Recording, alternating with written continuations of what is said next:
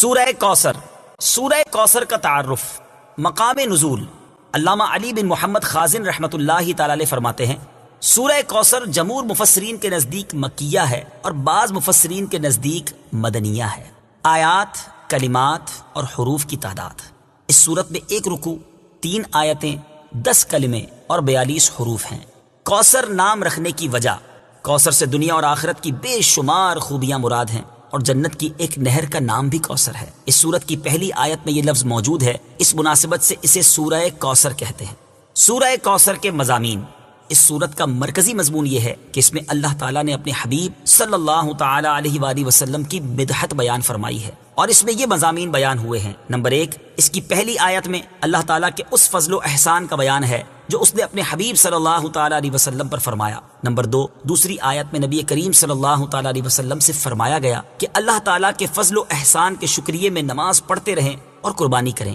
Number 3، تیسری آیت میں فرمایا گیا کہ جو اللہ تعالیٰ کے حبیب صلی اللہ تعالی علیہ وآلہ وسلم کا دشمن ہے وہی ہر خیر سے محروم ہے۔ سورہ ماعون کے ساتھ مناسبت، سورہ کوثر کی اپنے سے ماقبل سورت ماعون کے ساتھ مناسبت یہ ہے کہ سورہ ماعون میں کافروں اور منافقوں کی جو صفات بیان کی گئیں ان کے مقابلے میں سید المرسلین صلی اللہ تعالی علیہ وآلہ وسلم کے اوصاف سورہ کوثر میں بیان کیے گئے۔ اے محبوب، بے شک ہم نے تمہیں بے شمار خوبیاں عطا فرمائیں تو تم اپنے رب کے لیے نماز پڑھو اور قربانی کرو، بے شک تمہارا دشمن ہی ہر بھلائی سے محروم ہے۔ اے محبوب، بے شک ہم نے تمہیں بے شمار خوبیاں عطا فرمائیں۔ تفسیر صراط الجنان میں ہے، کوثر کی تفسیر میں مفسرین کے مختلف اقوال ہیں، ان سب اقوال کا خلاصہ یہ ہے کہ اے محبوب، بے شک ہم نے تمہیں بے شمار خوبیاں عطا فرمائیں اور کثیر فضائل عنایت کر کے تمہیں تمام مخلوق پر افضل کیا، آپ کو حسن ظاہر بھی دیا، حسن باطن بھی عطا کیا، نسب عالی بھی، نبوت بھی، کتاب بھی، حکمت بھی، علم بھی، شفاعت بھی، حوض کوثر بھی، مقام محمود بھی، امت کی کثرت بھی، دین کے دشمنوں پر غلبہ بھی، فتوحات کی کثرت بھی، اور بے شمار نعمتیں اور فضیلتیں عطا کی جن کی انتہا نہیں۔ آیت سے حاصل ہونے والی معلومات، اس سے 5 باتیں معلوم ہوئیں۔ نمبر 1، اللہ تعالیٰ نے اپنے حبیب صلی اللہ تعالی علیہ وآلہ وسلم کو کوثر عطا کر دی ہے، کیونکہ یہاں یہ نہیں فرمایا گیا کہ ہم آپ کو کوثر عطا کریں گے، بلکہ یہ فرمایا کہ بے شک ہم نے آپ کو کوثر عطا کر دی۔ نمبر 2، اللہ تعالیٰ کی اپنے حبیب صلی اللہ تعالی علیہ وآلہ وسلم پر یہ عطا ان کے نبی اور رسول ہونے کی وجہ سے نہیں، بلکہ آپ علیہ الصلوۃ والسلام کی ذات کی وجہ سے ہے، جو شان محبوبیت کی صورت ہے، کیونکہ یہاں یہ فرمایا ہم نے آپ کو عطا فرمائی، یہ نہیں فرمایا کہ اعطینا الرسول یا اعطینا النبی۔ نمبر 3، تاجدار رسالت صلی اللہ تعالی علیہ وآلہ وسلم پر یہ عطا کسی عبادت اور ریاضت کی وجہ سے نہیں ہے، بلکہ ان پر یہ عطا اللہ تعالیٰ کے عظیم فضل اور احسان کی وجہ سے ہے، کیونکہ یہاں عطا کا ذکر پہلے ہوا اور عبادت کا ذکر بعد میں ہوا۔ نمبر 4، اللہ تعالیٰ نے آپ کو کوثر کا مالک بنا دیا ہے تو آپ جسے چاہیں جو چاہیں عطا کر سکتے ہیں۔ نمبر 5، سید المرسلین صلی اللہ تعالی علیہ وآلہ وسلم کی مدحت خود رب تعالیٰ فرماتا ہے۔ اعلیٰ حضرت امام احمد رضا خان علیہ الرحمت الرحمان فرماتے ہیں انا اعطیناک الکوثر، ساری کثرت پاتے یہ ہیں، ٹھنڈا ٹھنڈا، میٹھا میٹھا، پیتے ہم ہیں، پلاتے یہ ہیں۔ اور ایک اور جگہ فرماتے ہیں نا، اے رضا خود صاحب قرآن ہے مداح حضور، تجھ سے کب ممکن ہے پھر مدحت رسول اللہ کی۔ تو تم اپنے رب کے لیے نماز پڑھو اور قربانی کرو۔ تفسیر صراط الجنان میں ہے، یعنی اے حبیب صلی اللہ تعالی علیہ وآلہ وسلم، اللہ تعالیٰ نے آپ کو دونوں جہاں کی بے شمار بھلائیاں عطا کی ہیں اور آپ کو وہ خاص رتبہ عطا کیا ہے جو آپ کے علاوہ کسی اور کو عطا نہیں کیا۔ تو آپ اپنے اس رب عز و جل کے لیے نماز پڑھتے رہیں جس نے آپ صلی اللہ تعالی علیہ وآلہ وسلم کو کوثر عطا کر کے عزت و شرافت دی، تاکہ بتوں کے پجاری ذلیل ہوں اور بتوں کے نام پر ذبح کرنے والوں کی مخالفت کرتے ہوئے اپنے رب عز و جل کے لیے اور اس کے نام پر قربانی کریں۔ اس آیت کی تفسیر میں ایک قول یہ بھی ہے کہ نماز سے نماز عید مراد ہے، بے شک تمہارا دشمن ہی ہر بھلائی سے محروم ہے۔ تفسیر صراط الجنان میں ہے، شان نزول، جب سید المرسلین صلی اللہ تعالی علیہ وآلہ وسلم کے فرزند حضرت قاسم کا وصال ہوا تو کفار نے آپ کو ابتر یعنی نسل ختم ہو جانے والا کہا، اور یہ کہا کہ اب ان کی نسل نہیں رہی، ان کے بعد اب ان کا ذکر بھی نہ رہے گا اور یہ سب چرچا ختم ہو جائے گا۔ اس پر یہ سورہ کریمہ نازل ہوئی اور اللہ تعالیٰ نے ان کفار کا بالغ رد فرمایا، اور اس آیت میں ارشاد فرمایا کہ اے حبیب صلی اللہ تعالی علیہ وآلہ وسلم، بے شک تمہارا دشمن ہی ہر بھلائی سے محروم ہے نہ کہ آپ، کیونکہ آپ کا سلسلہ قیامت تک جاری رہے گا، آپ کی اولاد میں بھی کثرت ہوگی اور آپ کی پیروی کرنے والوں سے دنیا بھر جائے گی۔ آپ کا ذکر ممبروں پر بلند ہوگا، قیامت تک پیدا ہونے والے عالم اور واعظ اللہ تعالیٰ کے ذکر کے ساتھ آپ کا ذکر کرتے رہیں گے، اور آخرت میں آپ کے لیے وہ کچھ ہے جس کا کوئی وصف بیان ہی نہیں کر سکتا۔ تو جس کی یہ شان ہے وہ ابتر کہاں ہوا، بے نام و نشان اور ہر بھلائی سے محروم تو آپ کے دشمن ہیں۔ اعلیٰ حضرت امام احمد رضا خان رحمۃ اللہ تعالی علیہ اس صورت کی تفسیر بیان کرتے ہوئے فرماتے ہیں، عاص بن وائل شقی نے جو صاحبزادہ سید المرسلین صلی اللہ تعالی علیہ وآلہ وسلم کے انتقال پرملال پر حضور کو ابتر یعنی نسل بریدہ کہا، حق تعالی نے فرمایا اِنَّا أَعْطَيْنَاكَ الْكَوْثَرَ، بے شک ہم نے تمہیں خیر کثیر عطا فرمائی کہ اولاد سے نام چلنے کو تمہاری رفعت ذکر سے کیا نسبت۔ کروڑوں صاحب اولاد گزرے جن کا نام تک کوئی نہیں جانتا، اور تمہاری ثنا کا ڈنکا تو قیامت تک اکناف عالم اور اطراف جہاں میں بجے گا، اور تمہارے نام نامی کا خطبہ ہمیشہ ہمیشہ اطباق فلک آفاق زمین میں حل عاص بن وائل وغیرہ کے متعلق نازل ہوئی، جبکہ آدھی مدینے میں عبداللہ بن ابی سلول منافق کے بارے میں مدینہ منورہ میں نازل ہوئی۔ بنیادی طور پر یہ نقطہ سمجھایا گیا ہے کہ قیامت کے دن اٹھنے اور بارگاہ الہی میں پیش ہونے کا انکار ابو الخبائث یعنی برائیوں کی جڑ ہے۔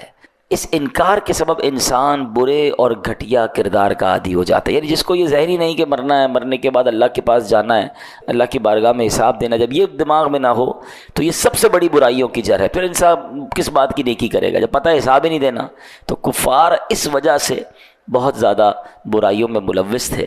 قیامت کے دن کا یہی انکار آدمی کو ظالم بناتا ہے۔ جو قیامت کا انکار کرتا ہے اس کے اندر سے انسانیت مٹ جاتی ہے، وہ انسان نما حیوان بن کر یتیموں، مسکینوں اور بے سہاروں پر ظلم ڈھاتا ہے، انہیں دھکے دیتا ہے۔ یہی قیامت کا انکار آدمی کو ریاکار بناتا ہے، یہی قیامت کا انکار بندے کو اپنے رب کریم کا نافرمان بناتا ہے، یہی انکار کنجوس بناتا ہے۔ حرص و ہوس کے دلدل میں پھنس کر انسان برباد ہو جاتا ہے۔ اب یہ کیوں نازل ہوئی تھی یہ صورت، ہم انشاءاللہ اس کو پڑھیں گے، اور آپ میں سے کئیوں کو وہ صورت یاد ہوگی۔ پہلے میں تلاوت کر لیتا ہوں، پھر میں اس کا شان نزول بیان کرتا ہوں۔ اللہ قرآن میں فرماتا ہے بسم اللہ الرحمن الرحیم، ارأیت الذی یکذب بالدین فذلک الذی یدعو الیتیم ولا یحض علی طعام المسکین فویل للمصلین الذین هم عن صلاتهم ساہون الذین هم یراؤون ویمنعون الماعون۔ یہ 7 آیتیں ہیں۔ یہ صورت کیوں نازل ہوئی، اس کا شان نزول کیا ہے، اب ذرا یہ سنیے گا کہ مکہ پاک میں ایک یتیم بچہ تھا۔ اس امت کے فرعون یعنی مکہ پاک کے بہت بڑے غیر مسلم ابو جہل نے ایک یتیم کی پرورش کی ذمہ داری اپنے ذمہ لے لی، اور وہ سارا مال جو اس بچے کو ملا تھا وہ اپنے قبضے میں لے لیا کہ مال مجھے دے دو بچے کی، میں پرورش کروں گا۔ اب چاہیے تو یہ تھا کہ یتیم کا مال تھا، اس بچے کی اچھی پرورش کرتا، اس کا مال اس پر خرچ کرتا۔ اب اس کے دل میں حرص و ہوس نے قبضہ کیا، یتیم کی پرورش کرنے کی بجائے اس کے مال پر قبضہ کر کے ایک دن وہ یتیم آیا کہ میرا مال دے دیں، تو دھکے دے کے اسے نکال دیا، کچھ بھی اس کی خدمت نہیں کی۔ اب قریش کے دوسرے سرداروں نے اس یتیم سے کہا کہ ایسا کرو، تم مسلمانوں کے نبی حضرت رسول اللہ علیہ السلام کے پاس جاؤ، وہ تمہاری مدد کریں گے۔ قریش کے لوگوں نے یہ بات مذاق کے طور پر کہی تھی کہ جب وہ ان سے مدد مانگنے جائیں گے اور یہ ابو جہل کے پاس آئیں گے تو ابو جہل نے اور بدتمیزی کرنی ہے، معاذ اللہ، اور معاملہ آگے بڑھے گا۔ مگر انہیں کیا معلوم تھا کہ جس کے پاس بھیج رہے ہیں وہ رب کائنات کے محبوب ہیں، وہ ابرو کا اشارہ فرما دے تو دنیا ادھر سے ادھر ہو جاتی ہے۔ انہیں تو معلوم نہیں تھا نا، وہ اللہ کا نبی نہیں مانتے تھے۔ تو اب بہرحال وہ نبی پاک کے پاس وہ بچہ آ گیا۔ سبحان اللہ، کیا خوبصورت بات اشعار میں علماء نے لکھی نا، غم و رنج و علم اور سب بلاؤں کا مداوا ہو، اگر وہ گیسوؤں والا میرا دلدار ہو جائے، اشارہ پائے تو ڈوبا ہوا سورج برآمد ہو، اشارہ پائے تو ڈوبا ہوا سورج برآمد ہو، اٹھے انگلی تو ماہ 2 بلکہ 2 4 ہو جائے۔ نبی پاک کی شان۔ وہ یتیم بچہ چلا گیا پیارے آقا علیہ السلام کے پاس، نبی پاک سبحان اللہ سب سے محبت کرنے والے پیارے آقا ابو جہل کے گھر چلے گئے۔ اب لوگ انتظار کر رہے تھے کہ اب جو باتیں ہوں گی اس سے معاذ اللہ ابو جہل اور بدتمیزی کرے گا اور جھگڑا بڑھے گا۔ نبی پاک یتیم کی مدد کرنے ابو جہل کے گھر گئے، اور نبی پاک علیہ الصلوۃ والسلام کی جب اس کے گھر گئے تو لوگ تو سمجھے آج بڑی اکڑ دکھائے گا ابو جہل، آج بڑی بدتمیزی کرے گا، مگر جیسے ہی پیارے آقا علیہ السلام اس کے گھر گئے وہ استقبال کے لیے کھڑا ہو گیا اور فوراً یتیم کا مال لا کر اس کے حوالے کر دیا۔ تو ابو جہل کے ساتھی کہتے ہیں یہ تم نے کیا کیا ہے؟ ہم تو سمجھے آج بڑا جھگڑا ہوگا، ہمیں بڑا مزہ آئے گا، تم بڑی بدتمیزیاں کرو گے، اور تم نے مسلمانوں کے نبی کو ویلکم بھی کیا اور سارا مال دے دیا۔ تو ابو جہل کہتا ہے خدا کی قسم میں نے محمد علیہ الصلوۃ والسلام کے دائیں اور بائیں ایک نیزہ دیکھا، مجھے ڈر لگ رہا تھا اگر ان کی بات نہ مانی تو وہ نیزہ مجھے پھاڑ ڈالے گا۔ یہ نبی پاک کا معجزہ تھا، اس کے دل پہ روب طاری ہو گیا۔ حالانکہ ابو جہل نبی پاک علیہ السلام کا سب سے بڑا دشمن ابو جہل، یاد رکھیے جس طرح حضرت موسیٰ کے زمانے میں فرعون تھا نا، اس امت کا فرعون ابو جہل کو کہا جاتا ہے۔ بڑا تنگ کیا اس شخص نے، اس بدبخت نے، لیکن اس واقعے میں وہ بے بس ہو گیا، سبحان اللہ۔ تو اب ابو جہل اور اس یتیم بچے کا جب یہ واقعہ ہوا نا تو سورہ ماعون کی پہلی چند آیات نازل ہوئی۔ اللہ فرماتا ہے بسم اللہ الرحمن الرحیم ارأیت الذی یکذب بالدین فذلک الذی یدعو الیتیم ولا یحض علی طعام المسکین۔ کیا معنی ہے اس کا؟ کیا تم نے اس شخص کو دیکھا جو دین کو جھٹلاتا ہے، پھر وہ ایسا ہے جو یتیم کو دھکے دیتا ہے اور مسکین کو کھانا دینے کی ترغیب نہیں دیتا۔ اب یاد رکھیے گا سورہ ماعون کے 4 مین ٹاپک ہیں، 4 مرکزی مضمون ہیں۔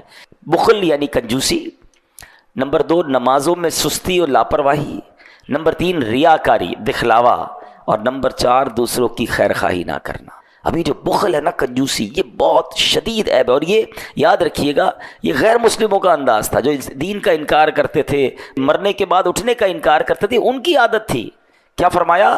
یدعو الیتیم ولا یحض علی طعام المسکین، یتیم کو دھکے دیتا ہے اور مسکین کو کھانا دینے کی ترغیب نہیں دیتا۔ یعنی دین کو جھٹلانے والے شخص کا اخلاق کا حال یہ ہے کہ وہ یتیم کو دھکے دیتا ہے اور اپنے گھر والوں اور دیگر مالداروں کو اس بات کی ترغیب نہیں دیتا کہ مسکین کو کھانا کھلائے۔ کتنا گھٹیا درجہ ہے یہ کنجوسی کا۔ کوئی کتنا ہی کنجوس کیوں نہ ہو، روتے بلکتے یتیم اور بے سہارا بچے کو دیکھ کر تو بندے کو ترس آ جاتا ہے، زیادہ نہیں تو ایک آدھ وقت کا کھانا ہی اسے کھلا دیتا ہے۔ مگر انسان کے دل پر جب لالچ غالب ہو جائے، جب بدبختی غالب ہو جائے، تو پھر وہ یتیموں کا مال کھاتا ہے، اس کو روتے ہوئے یتیم بچے کا خیال بھی نہیں آتا۔ اے میرے پیارے اسلامی بھائیوں، یہ تو ابو جہل کا کام تھا نا، مگر سچ بتائیے کہ آج ہمارے معاشرے میں یہ نہیں ہو رہا؟ کیا یہ واقعات سننے کو نہیں ملتے کہ اپنے رشتہ دار، نارملی یتیم کا مال کون کھاتا ہے؟ پھر رشتہ دار ہی تو کھا جاتے ہیں، یا کوئی والد کا دوست ہوتا ہے کہ آپ فکر ہی نہ کریں، بچے کو میں نے سنبھالنا ہے، میں نے پالنا ہے، اس کا مال مجھے دے دو، ورثہ مجھے دے دو، اب میں ٹھیک کر دوں گا۔ بھائی کھا جاتے ہیں، رشتہ دار کھا جاتے ہیں یتیم کا مال۔ آپ سوچیں اس سورت کو 100 بار پڑھا ہوگا، اور اللہ کفار کی عادتیں بیان فرما رہا ہے قرآن میں کہ یہ اتنے گھٹیا لوگ ہیں کہ یتیم کا مال کھا جاتے ہیں، مسکین کو کھانا نہیں کھلاتے۔ مگر آج کلمہ پڑھنے والا ورثے کا مال کھا جاتا ہے، بہنوں کا ورثہ لوگ کھا رہے ہیں، یتیم کا مال کھا رہے ہیں، کدھر جواب دیں گے؟ اے میرے پیارے اسلامی بھائیوں، یہاں تک علماء فرماتے ہیں کہ اگر کسی والد کا انتقال ہو، اب دیکھیں کتنی احتیاط ہے، اور اس کا ورثہ ظاہر ہے اب تو پیسے بچوں کے ہو گئے، گھر والوں کے ہو گئے، اس میں کوئی ایک نابالغ بچہ ہے، یتیم ہمیشہ نابالغ ہوتا ہے، یہ بھی یاد رکھیے گا۔ آپ کو 40 سال کا بوڑھا کہے میں یتیم ہوں، میں میرے ماں باپ انتقال کر گئے، تو پھر تو ہم تقریباً جتنے بڑی عمر کے لوگ ہیں سبھی یتیم ہیں، ہم میں سے کئیوں کے والدین چلے گئے ہیں۔ تو یتیم جب تک نابالغ ہوتا ہے وہ یتیم ہوتا ہے، یاد رکھیے گا۔ اب مثال کے طور پہ کسی کے والد کا انتقال ہوا اور اس کے بچوں میں سے کوئی ایک بچہ بھی نابالغ ہے، تو اب پیسے تو سب کے ہو گئے جو بھی انتقال ہوا اس کے، تو اب اس کے بچے ہوئے پیسوں میں سے اسی والد کے لیے یا والدہ کے لیے ایصال ثواب کا اجتماع نہیں کر سکتے، قرآن خوانی اور تیجا وغیرہ لنگر وغیرہ پہ جو خرچ ہوگا وہ نہیں کر سکتے، کیونکہ اب اس میں ایک یتیم کا مال بھی شامل ہو گیا ہے۔ تو احتیاط یہ ہے کہ پہلے سب کا مال الگ کر دیا جائے، اب جو بالغ ہے وہ کہے کہ میرے مال سے آپ جناب یہ نیکی کا کام کریں تو پھر کر سکتے ہیں۔ یعنی ایصال ثواب کے معاملے میں بھی یہ احتیاط کرنی ہوگی کہ یتیم کا چونکہ نابالغ ہے وہ اجازت دے نہیں سکتا، تو آپ اس کے مال سے خرچ نہیں کر سکتے۔ بالکل ایک احتیاط علماء یہ بھی بیان کرتے ہیں کہ آپ یتیم کو یا نابالغ کو تحفہ دے سکتے ہیں، مگر اس سے تحفہ لے نہیں سکتے، کیونکہ اس کا مال اس کو خرچ کرنے کی اس طرح اجازت نہیں ہے، اس کی پوری تفصیل ہے، ٹھیک ہے نا؟ تو یہ احتیاط بہت ضروری ہے، لیکن آج کسی کو فکر ہی نہیں ہے۔ حالانکہ قرآن یتیم کے مال کی احتیاط کیسے بیان کرتا ہے۔ اللہ فرماتا ہے بے شک وہ لوگ جو ظلم کرتے ہوئے یتیموں کا مال کھاتے ہیں اور وہ اپنے پیٹ میں بالکل آگ بھرتے ہیں، اور ان قریب یہ لوگ بھڑکتی ہوئی آگ میں جائیں گے۔ یتیم کا مال یہ آگ بھرنا ہے، خدا را یتیموں کے ساتھ اچھا کریے۔ حدیث پاک میں آتا ہے کہ یتیم کا مال ظلمن کھانے والے قیامت میں اس طرح اٹھیں گے کہ ان کے منہ، کان اور ناک سے دھواں اٹھتا ہوگا، جس سے وہ پہچانے جائیں گے کہ یتیموں کا مال ناحق کھانے والے ہیں۔ خاندان میں چیک کیجئے، مجھے جو سن رہے ہیں، اگر کسی رشتہ دار کے کسی بچے کا، خاندان کے کسی بچے کا، اس یتیم کا آپ پر حق باقی ہے، خدا کے واسطے پورا اچھے طریقے سے ادا کر دیں۔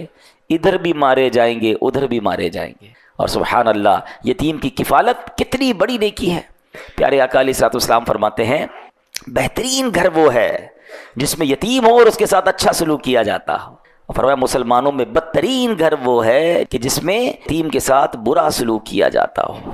اور سبحان اللہ، نبی پاک فرماتے ہیں جو شخص یتیم کے سر پر محض اللہ کی رضا کے لیے ہاتھ پھیرے تو جتنے بالوں پر اس کا ہاتھ گزرا، ہر بال کے بدلے اس کے لیے نیکیاں ہیں، یعنی ہاتھ پھیرنے پر ہر بال پر نیکیاں ہیں۔ اور فرمایا جو شخص یتیم لڑکی یا یتیم لڑکے پر احسان کرے، میں اور وہ جنت میں اس طرح ہوں گے، اپنی انگلیاں ملا کر فرمایا، یعنی آقا کے ساتھ جنت میں جانا ہے تو یتیموں کے ساتھ اچھا سلوک کرنا ہے، اور اللہ نہ کرے جہنم کی آگ کھانی ہے تو جو برا سلوک کر رہے ہیں وہ تیار ہو جائیں۔ کیسے؟ یہ تو بہت بڑی نیکی ہے۔ بلکہ اب یہ بھی میں آپ کو مشورہ دوں گا، آپ میں سے بہت سارے ایسے ہوں گے جو کہیں گے یار ہمارے خاندان میں تو کوئی یتیم نہیں، اچھی بات ہے، تو پھر یہ ثواب کیسے ملے گا؟ تو ثواب یوں ملے گا، آپ کسی اور خاندان کے یتیم بچے کا خیال کر لیں۔ ہے رشتہ داروں میں ہوتا ہے، غریب بہت سارے لوگ ہیں، تو آپ ڈھونڈیں نا، کوئی ایسی فیملی ڈھونڈیں گے جس میں کوئی یتیم ہو، آپ اس کی کفالت کر لیں، کیونکہ جنت میں نبی پاک فرما رہے ہیں اس طرح ہوں گے۔ آپ کو خوشخبری بھی دے دیتا ہوں، الحمدللہ دعوت اسلامی شہر کراچی میں اللہ کی رحمت سے اسٹیٹ آف آرٹ یتیم خانہ بنا رہی ہے، اور انشاءاللہ ان قریب اس کا افتتاح ہونے والا ہے۔ جب وہ انشاءاللہ آن ہو جائے گا ہم آپ کو بتائیں گے کہ آپ بھی یتیموں کی کفالت کر سکیں گے۔ یہ وہ نیکی ہے جو کرنی چاہیے، اور کبھی کسی جو مسکین اور یتیم ہے اس کے ساتھ برا سلوک نہ کرے۔ ابو جہل کا انداز، اور ہم خود قرآن میں پڑھ رہے ہیں، بار بار سورہ معون پڑھتے ہیں کہ لعنت کی گئی جن لوگوں پر، ہم ان کا ذکر پڑھ بھی رہے ہیں، اور معاذ اللہ اگر وہ عمل ہمارے درمیان ہے تو یہ کتنی بری بات ہے۔ اچھا، یہاں جو ہاتھ پھیرنے والی بات ہوئی، اس کی بڑی پیاری تفصیل مفتی احمد یار خان نعیمی فرماتے ہیں کہ جو شخص اپنے عزیز یا اجنبی یتیم کے سر پر محبت و شفقت کا ہاتھ پھیرے، اور یہ محبت صرف اللہ اور رسول کی رضا کے لیے ہو، تو ہر بال کے بدلے اسے نیکی ملے گی۔ یہ ثواب تو خالی ہاتھ پھیرنے پر ہے۔ جو مال خرچ کرے، اس کی خدمت کرے، اس کی تعلیم کا انتظام کرے، تو سوچے پھر اجر کتنا ہوگا۔ سبحان اللہ، سبحان اللہ۔ بلکہ ایک اور اس میں بڑی پیاری بات ہے کہ اگر کسی کو دل نرم نہ ہوتا ہو نا، بعض لوگ کہتے ہیں رونا نہیں آتا، دل میں سختی بڑی ہے۔ ایک بار ایک شخص نے نبی پاک کی بارگاہ میں دل کی سختی کی شکایت کی، تو پیارے آقا نے فرمایا کیا تو چاہتا ہے کہ تیرا دل نرم ہو جائے، تیری حاجتیں پوری ہوں؟ تو یتیم پر رحم کیا کر، اس کے سر پر ہاتھ پھیرا کر، اپنے کھانے میں سے اس کو کھلایا کر، ایسا کرنے سے تیرا دل نرم ہوگا، تیری حاجتیں پوری ہوں گی۔ جس کو لگے نا یار مجھے دعا میں رونا نہیں آتا، میرے دل میں سختی ہے، وہ نرمی نہیں ہے۔ یتیموں کے ساتھ اچھا سلوک جو ہے، سبحان اللہ، یہ وہ عمل ہے جو دل کو نرم بھی کر دیتا ہے، حاجتوں کو بھی پورا فرماتا ہے۔ اچھا، اس میں بڑی پیاری بات فرمائی، یہ بھی حدیث میں ہی ہے، لڑکا یتیم ہو تو اس کے سر پر ہاتھ پھیرنے میں آگے کو لا، یعنی پیچھے سے ہاتھ کو آگے لانا ہے، ایسے ہاتھ پھیرنا ہے۔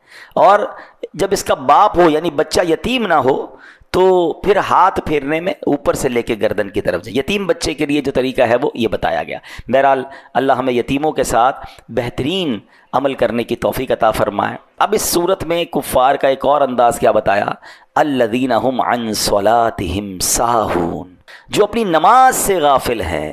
تفسیر نصفی میں ہے، اس سے مراد منافقین ہے کہ جب وہ لوگ تنہا ہوتے ہیں تو نماز نہیں پڑھتے، کیونکہ وہ اس کے فرض ہونے کا اعتقاد نہیں رکھتے، اور جب وہ لوگ سامنے ہوتے تو بڑے نمازی بنتے ہیں، اپنے آپ کو نمازی ظاہر کرتے ہیں، انہیں دکھانے کے لیے اٹھ بیٹھ کر لیتے ہیں۔ حقیقت میں یہ لوگ نماز سے غافل ہیں۔ اب قرآن میں یہ منافقین کا طریقہ بتایا گیا جو نماز سے غافل ہیں، الذین هم عن صلاتهم ساہون، جو اپنی نماز سے غافل ہیں۔ مگر سچ بتائیں آج مسلمان نماز سے غافل نہیں ہیں۔ کئی لوگ تو صرف جمعے کی نماز پڑھتے ہیں، جمعے کو مسجد میں آتے ہیں، پھر اگلے جمعے آتے ہیں۔ یہ کیا ہے؟ کیا جمعہ ہی فرض ہے؟ باقی نمازیں فرض نہیں؟ نماز سب سے پہلا فرض ہے، اور یہ ہم منافقوں کا طریقہ پڑھ رہے ہیں جو نماز سے غافل ہیں۔ اچھا، کچھ لوگ تو 5 ٹائم نماز نہیں پڑھتے۔ اچھا، کچھ کیا کرتے ہیں، جب موڈ آیا پڑھ لی، آج 2 پڑھ لی، آج 3 پڑھ لی، کبھی کہتے ہیں یار باقی تو نمازیں پڑھ لیتا ہوں، فجر میں آنکھ نہیں کھلتی۔ یہ کتنی بڑی غفلت ہے کہ آپ کہہ رہے ہیں کہ ہماری فجر میں آنکھ نہیں کھلتی۔ انہی سے میرا ایک سوال ہے، کبھی صبح 7 بجے آپ کی فلائٹ ہو تو آنکھ نہیں کھلتی؟ آپ کہتے ہیں نہیں، پھر تو 4 بجے ایئرپورٹ پہنچ جاتا ہوں، 2 الارم بھی رکھتا ہوں، گھر والوں کو بھی کہتا ہوں۔ کبھی صبح صبح ٹرین ہو آپ کی، وہ کبھی چھوٹتی ہے، کبھی آپ کی آفس کی کوئی اہم میٹنگ ہو مارننگ میں، وہ چھوٹتی ہے۔ اس کا مطلب وہ نہیں چھوٹتی، اس کے لیے آنکھ کھلتی ہے. ایمبیسی میں انٹرویو ہو، لوگ صبح صبح جا کے لائن میں لگ جاتے ہیں. ہر چیز کی پریورٹی ہے، ترجیح ہے، پریورٹی نہیں ہے تو نماز کی نہیں ہے. کیسے بندہ کہتا ہے میری نماز میں آنکھ نہیں کھلتی؟ اس کا مطلب نماز کی اہمیت نہیں ہے آپ کے نزدیک. باقی دنیا کے کام کے لیے سب کی آنکھ کھلتی ہے. صبح رات کو کبھی جائے، رات کو 3-4 بجے ایئرپورٹ پہ رش لگا ہوا ہے، کیا سب کی آنکھ کیسے کھل گئی؟ مسجد میں کیوں رش نہیں لگا ہوا؟ کیونکہ وہ فلائٹ ہے یار، مس ہو جائے گی تو نقصان ہو جائے گا، خرچہ ہو جائے گا، فلاں پرابلم ہو جائے گا. اٹ